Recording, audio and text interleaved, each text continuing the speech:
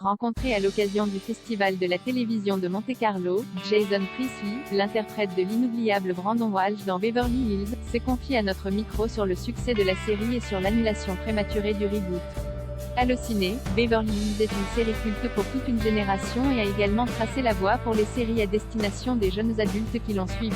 Peut-on dire que Dawson, One Tree Hill ou encore Gossip Girl ont été les héritières de Beverly Hills et quel regard portez-vous sur l'impact que vous avez eu dans l'histoire de la télévision?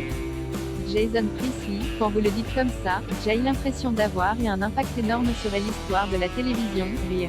Mais vous avez raison, Beverly Hills 90210 a été l'une des premières séries conçues et commercialisées directement pour les jeunes. En ce sens, c'est une série qui a changé le paysage télévisuel et a ouvert la voie à toutes ces séries mais aussi à une myriade d'autres.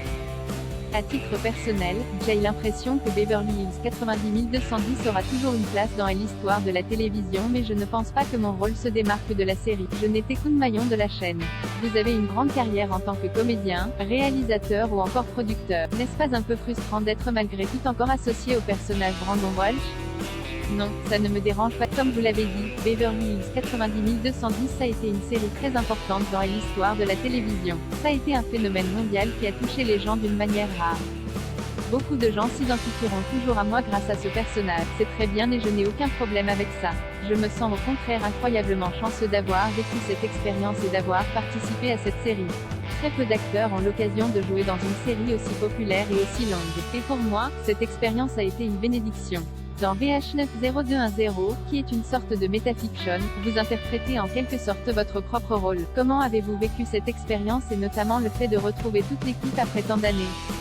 Le reboot a été compliqué et nous savions que cela allait être le cas. Faire une fausse émission de télé-réalité en utilisant nos vrais noms mais avec des personnages qui ne sont pas réels, était forcément un numéro de haute voltige particulièrement délicat. J'ai eu l'impression que la série était à la fois réussie et ratée.